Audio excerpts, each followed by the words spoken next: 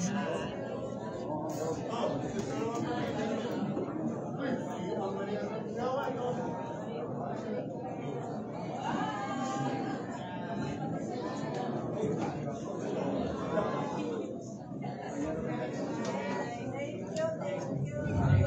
now proceed to proclaim and read the certificate of canvass of votes and proclamation. Certificate of canvass of votes and proclamation.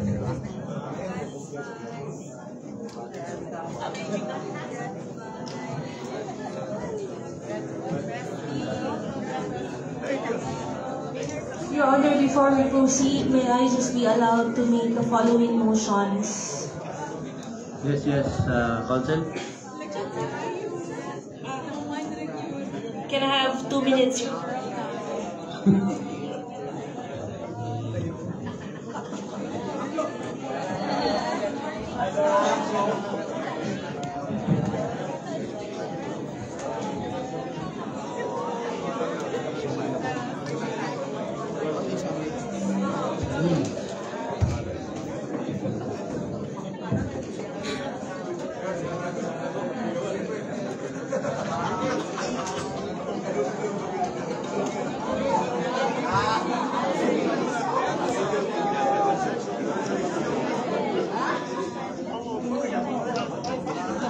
May we ask all the candidates from the first district to get inside, the winning candidates, so that we can start. District 1 candidates, or winning candidates. Please enter the session hall, so that we can start. District 1, District 1. District 1, please get inside the photo area.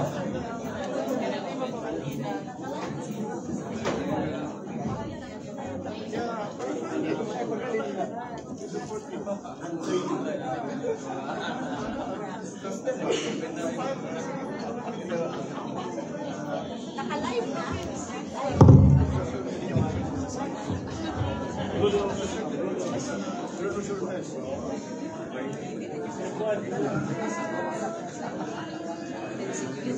Your Honor, good morning. May we respectfully manifest that a petition for disqualification with a motion to suspend proclamation ad cautelam was filed against respondent Congressman Lordan Suan before the Honorable Commission on Elections on May 12, 2025.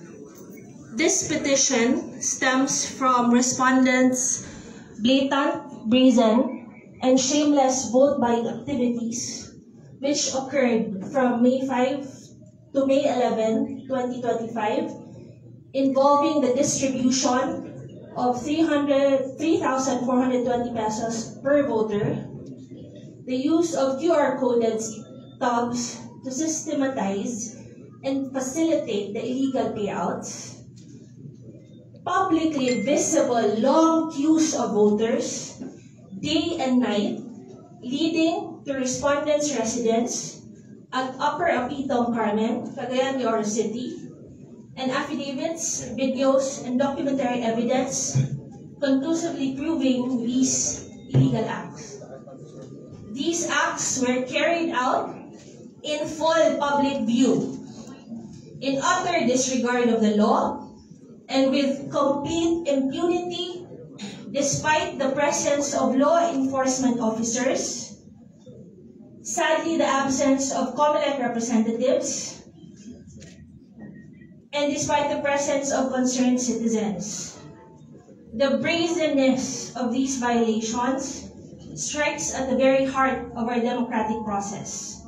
In view of this, Your Honors, and pursuant to Section 34 of COMELEC Resolution 1102, we respectfully move for the immediate suspension of the proclamation of Congressman Lordan Suan as First District Representative until a final resolution of the pending case will be issued by the COMELEC. Thank you very much, Your Honors. CDP would like to join the manifestation, Your Honor. Good morning, Your Honor. I am Attorney Andrew Ray P. de la Serna, lead counsel for Congressman Lorden Swan. I'd like to comment on the manifestation of the good counsel. The mere filing, Yes, you may do so, Counsel. the mere filing of a Please sit petition, down, please sit down. the mere filing of a petition does not suspend the proclamation, Your Honor. In fact, Section 34, the very section she cited, says that it must be final and executory. No, Your Honor, that is not true. It's very clear under Section 34 that if there is a pending disqualification case and without it being final and executory, and if there is an order from the COMELEC for suspension, then the proclamation should be held in abeyance.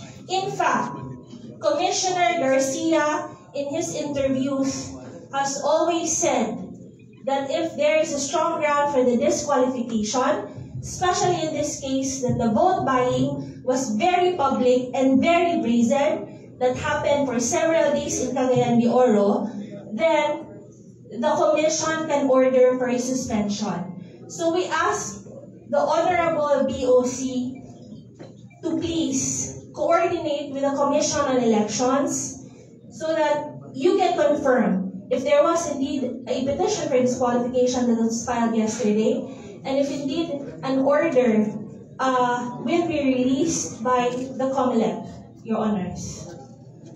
We have here a copy of the petition for disqualification filed by Michael Cordita, Odin Beja, Welver Cuenca, and Jamie Valencia against Congressman Lorden Suan, entitled Petition for Disqualification with Motion for Suspension of Proclamation ad Catellam, Your Honors.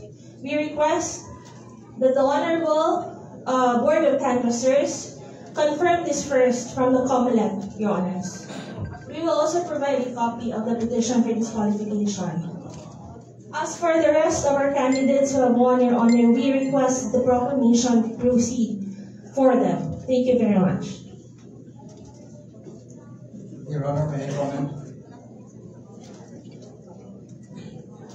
Yes, Counsel, you may give your comment.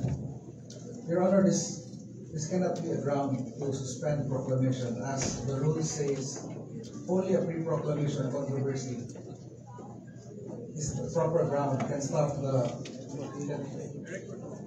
Suspend proceedings, but not proclamation.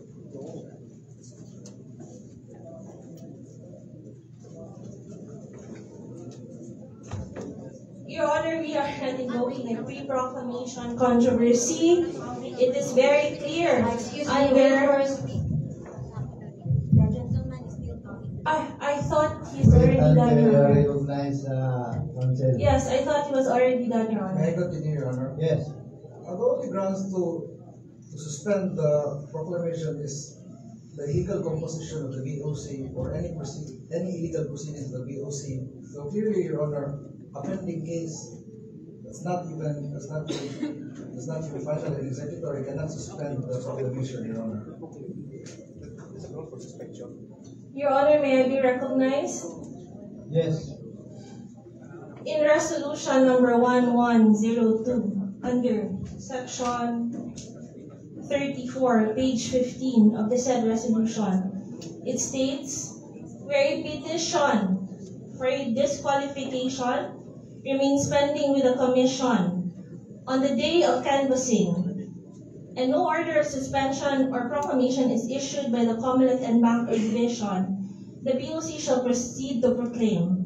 Now, since we have filed a disqualification case against Congressman Lorden Suan, may we ask the Honorable Commission if they can confirm from the Honorable Board of Canvassers, if they can confirm from the COMELEC if there is an order to suspend the proclamation considering the disqualification case that is pending. Okay, we will make a ruling. We are in the receipt of that petition just today. Just today, the petition, this board. The City Board of Canvassers of Cagayan de Oro City does not rule on any pre-proclamation controversies. under Section 34, the only grounds that we can suspend the proclamation are illegal composition of this board.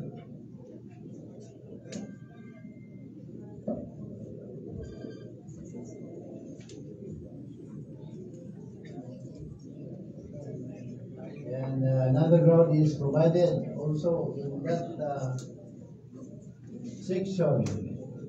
There being no order coming from the COMELEC in bank, this City Board of Canvasser declares for the proclamation of the winning candidates all positions in the city of Cagayan de Oro.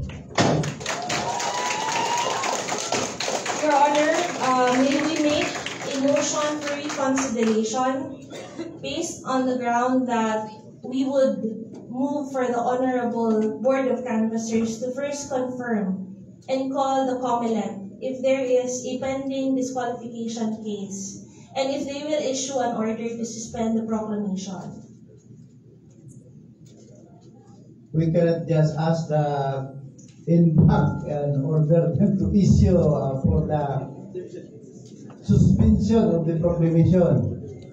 So, as we have ruled, we will continue to proclaim the winning candidate. We submit to your discretion, Your Honor. Nonetheless, we make the manifestation of the pending disqualification case. Your Thank you very manifestation much. is noted. Thank you. We now proceed to proclaim.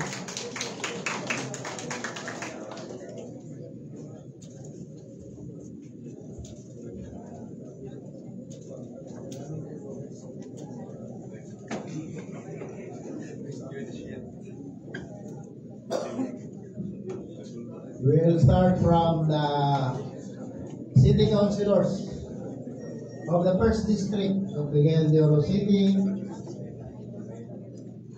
Certificate of canvass of votes and proclamation of winning candidates for member Sangguniang Panlunsod. We, the undersigned members of the City Board of Canvassers, do hereby certify under oath that we have duly canvassed the votes in 233 clustered precincts for the candidates therein for member Sangguniang Panlunsod in the elections held on May 12, 2025. Attached hereto and forming part hereof is a statement of votes by precincts garnered by each candidate. Names of winning candidates. First, Dahino Des. Number of votes garnered, 108,315. Do we ask the candidate to please come in front?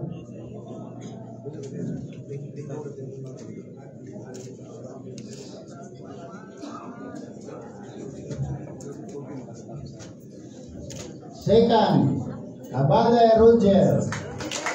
Number of votes garnered, 95,879.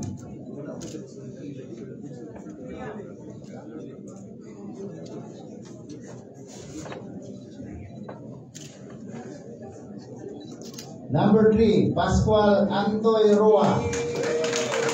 Number of votes garnered, 84,132. Number 4, Juan Aga, 51,281.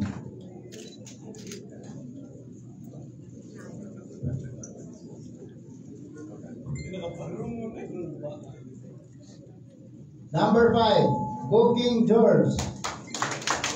The total number of votes garnered, 80,044. Number 6, Daba Amajing Jing.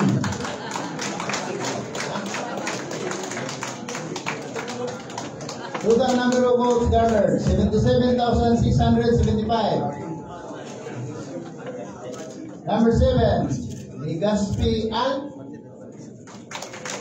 Total number of votes garnered, 71,979.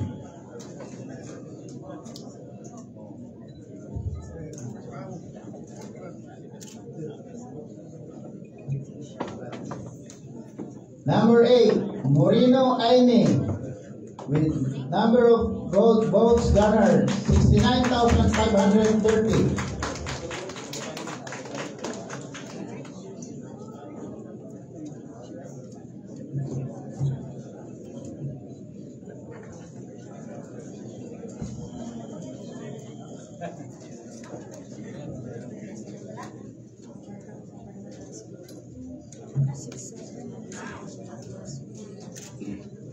Is Miss Moreno around?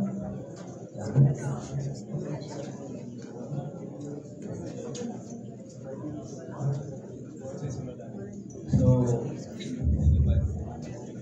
people of Cagayan de Oro City, these are your elected city councilors for the city and the second and the first district of Cagayan de Oro City.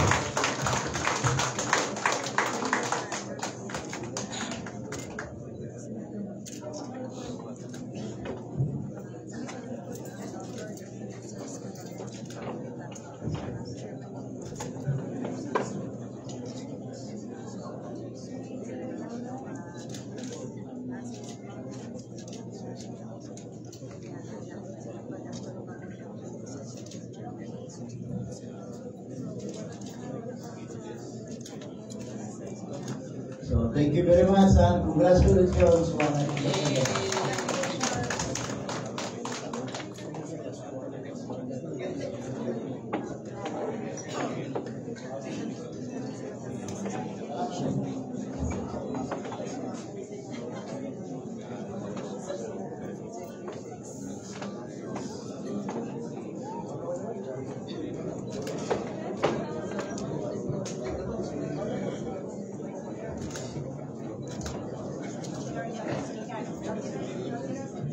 We request the winning candidates for the city councilors for the city district of Cagayan de Oro City.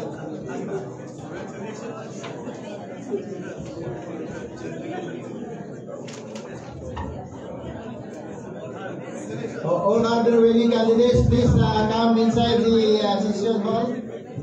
We have chairs here. So please, Mayor Moreno, Congressman Rocos. Oh, no, sorry. Mayor Clarence.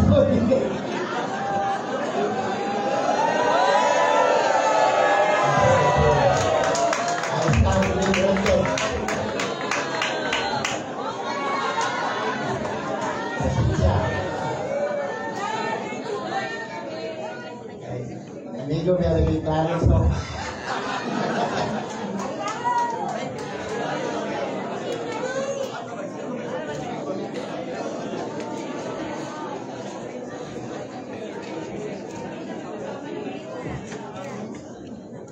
So for the winning candidates for the city councilors in the second district of Cagayan de Oro City, certificate of canvass of votes and proclamation of winning candidates for member Sangguniang Panlunsod, May 12, 2025 national, local, and bar parliamentary elections. May we, the undersigned members of the city board of canvassers, do hereby certify under oath that we have duly canvassed the votes cast in 249 clustered precincts for the candidates therein for member Sangguniang Panlunsod in the elections held on May 12, 2025. So, Task 2 and forming part thereof is the statement of votes by precincts garnered by each candidate. Names of winning candidates. Number 1, Imano Ivy. Number of votes garnered, 83,254. Mr. Chair, I'd like to manifest that my client, Councilor Imano, is on her way here. On her way. Noted. Thank you. Thank you, Mr. Chair. Number 2, Rodriguez John John. 80,881.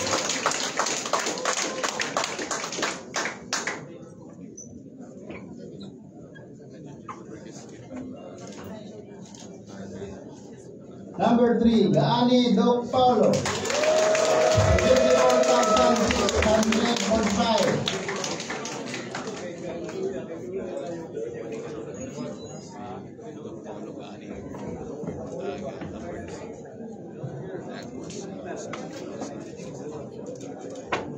Number 4, Balaba Girly. 63,178.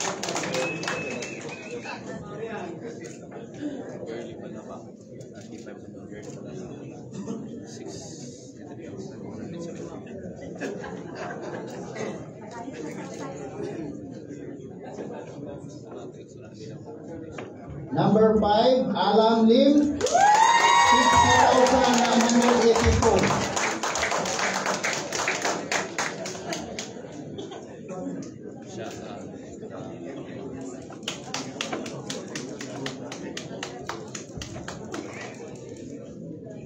Number 6, Salcido Eric, 59,864.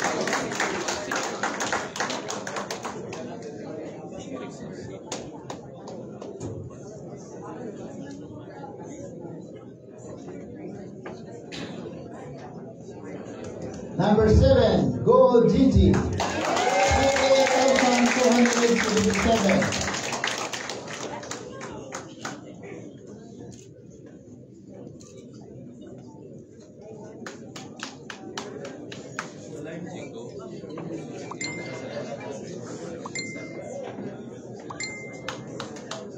And number 8, Cabanlas Edgar, 37,759.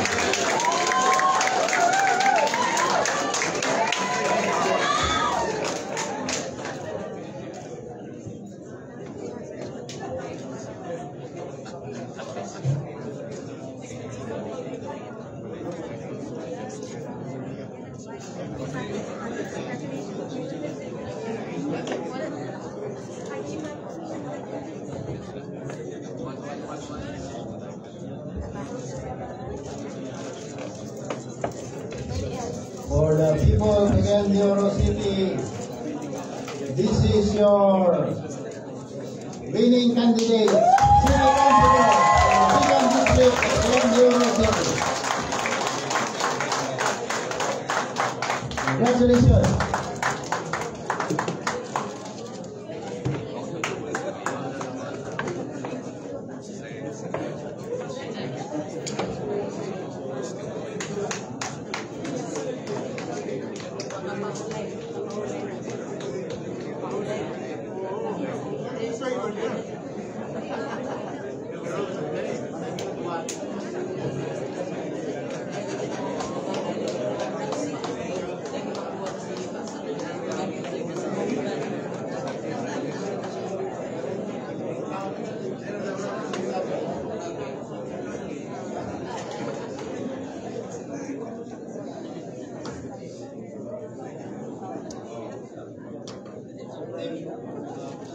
Certificate of canvass of votes and proclamation of winning candidate for Vice Mayor, May 12, 2025, national, local, and farm parliamentary elections. We, the undersigned members of the City Board of Canvassers, do hereby certify under oath that we have duly canvassed the votes cast in 482 clustered precincts for the candidates therein for Vice Mayor in the elections held on May 12, 2025. Attached hereto and forming part hereof is a statement of votes by precincts garnered by each candidate for the office of Vice Mayor.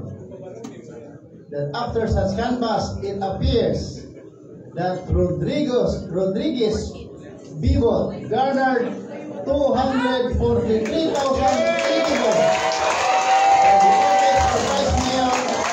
The same being the highest number of votes legally cast for said office. On the basis of the foregoing, we hereby proclaim the above named winning candidate as the duly elected Vice Mayor of Misamis Oriental, City of Oro, Province of Misamis Oriental.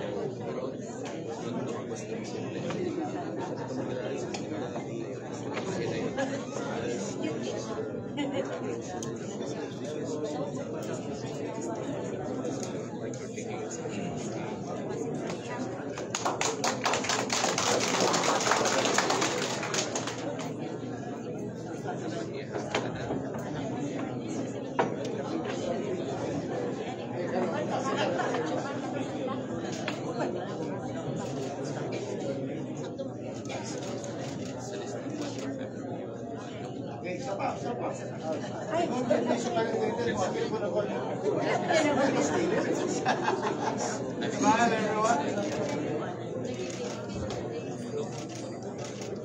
Thank you. Thank you very much. Thank you.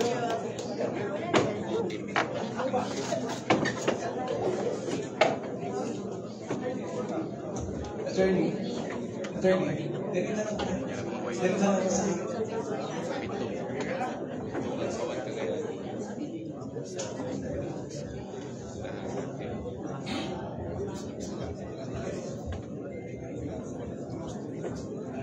Di na yun masipyan.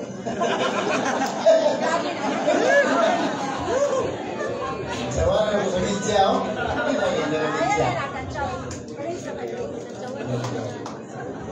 Certificate of canvass of votes and proclamation of winning candidate for mayor.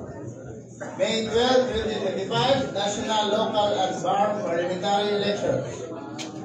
We, the undersigned members of the City Board of Canvassers, do hereby certify under oath that we have duly canvassed the votes cast in 482 clustered precincts for the candidates therein for mayor in the elections held on May 12, 2025. Attached hereto and forming part thereof is the statement of votes by precincts garnered by the candidate for the office of mayor. That after such canvass, it appears that OI clerics garnered 175,686 votes for the office of mayor, the same being the highest number of votes legally cast for said office. On the basis of the foregoing, we hereby proclaim the above named winning candidate as the duly elected mayor of Misamis Oriental, City of Cagayan de Oro, Province of Misamis Oriental. In witness whereof, we affix our signatures and imprint our thumb marks in the City of Cagayan de Oro, Province of Misamis Oriental, this May 13, 2025, in the morning. Ladies and gentlemen, our mayor!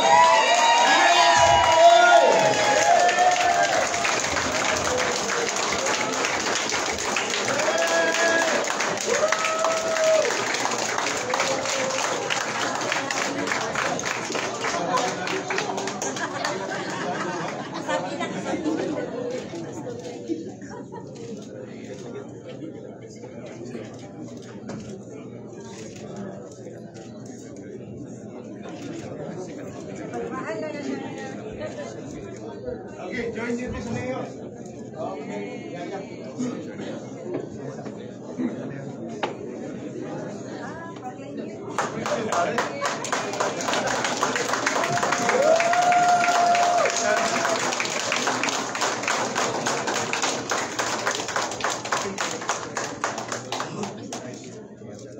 Salamat, guys.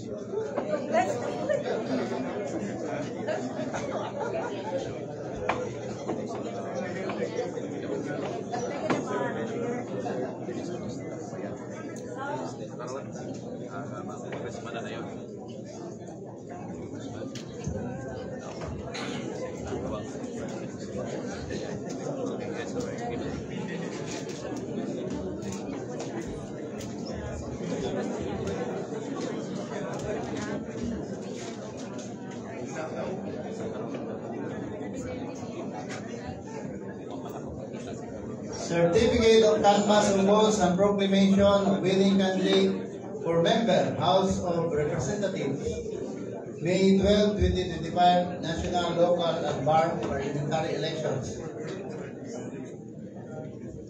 For the first district, we, the undersigned members of the City Board of Canvassers, do hereby certify under oath that we have duly canvassed the votes cast in 233 clustered precincts for the candidates therein for member, House of Representatives, of the elections held on May 12, 2025. Attached hereto, and forming part thereof, is a statement of votes by precinct garnered by its candidate for the office of member, House of Representatives.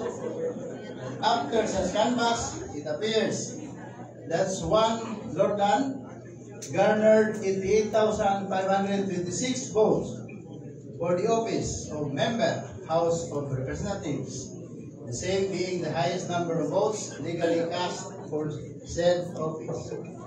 On the basis of the foregoing, we hereby proclaim the above named winning candidate as the duly elected member, House of Representatives of Misamis Oriental, City of Cagayan de Oro, 1st Legislative District, Province of Misamis Oriental.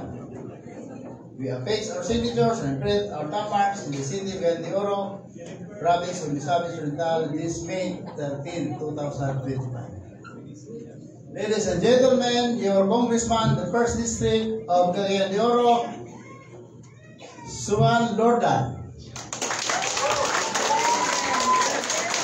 Congratulations.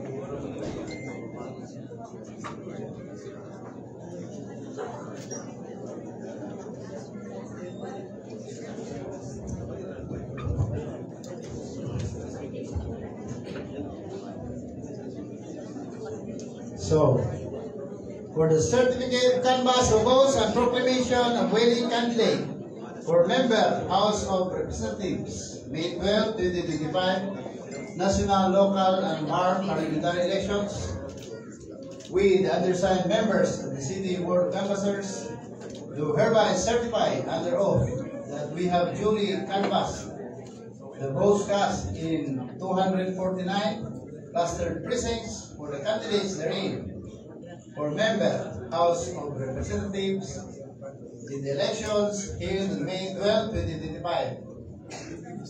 Attached hereto and forming part thereof is a statement of votes by precincts garnered by its candidate for the office of member, House of Representatives.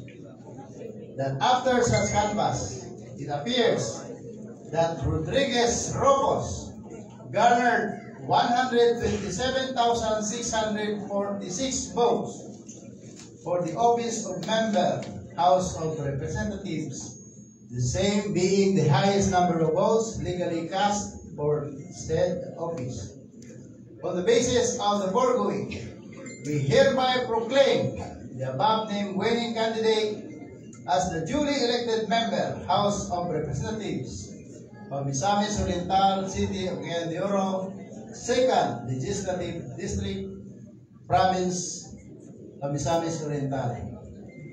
With this whereof, we affix our signatures and imprint our thumb marks in the City of Cagayan de Oro, Province of Misamis Oriental, this May 13, 2025. Ladies and gentlemen, our Congressman for the 2nd District of Cagayan de Oro, Congressman Ropos. Congratulations, sir.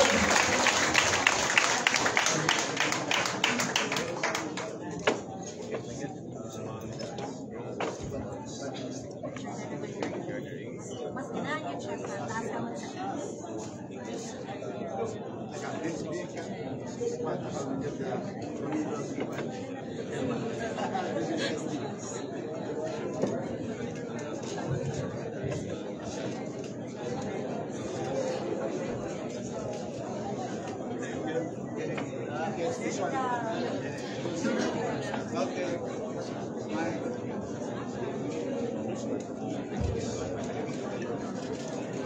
you. It's my family, immediate family first.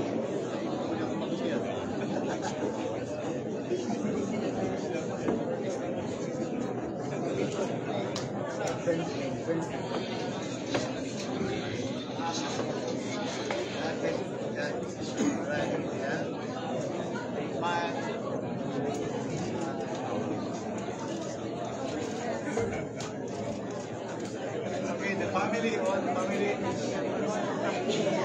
All the family.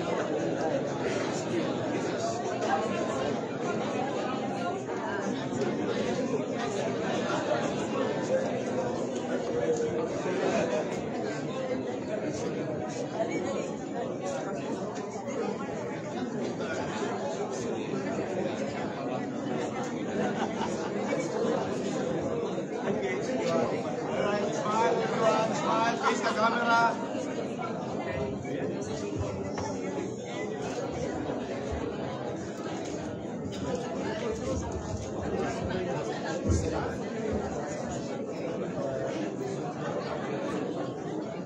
Thank you very much.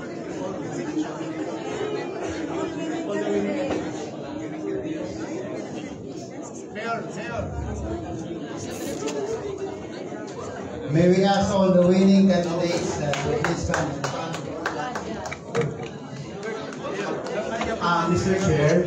Mr. Chair, may I manifest that my client, that Councilor E.V. Manos is alive. May we move that she be proclaimed, Mr. Chair. Yes. Una muna Yes.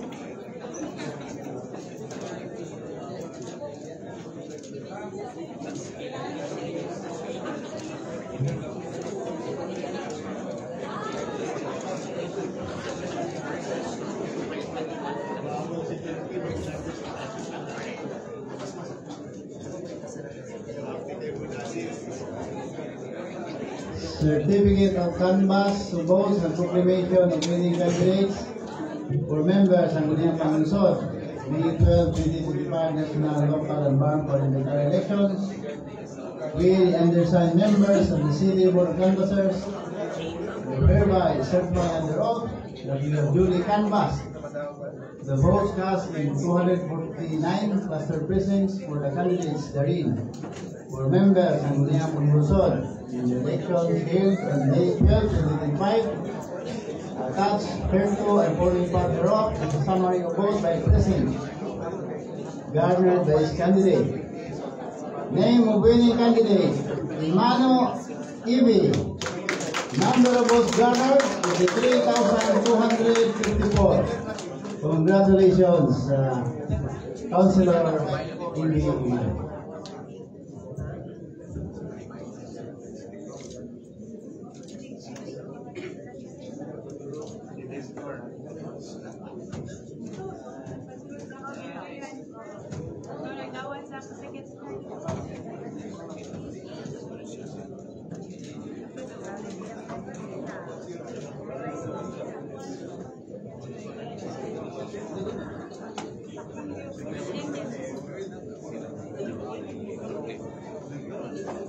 May we request all the winning candidates to be in front for your photo ops.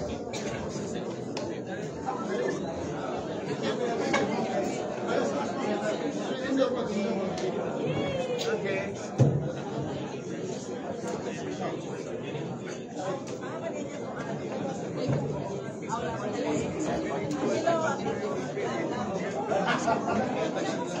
pa.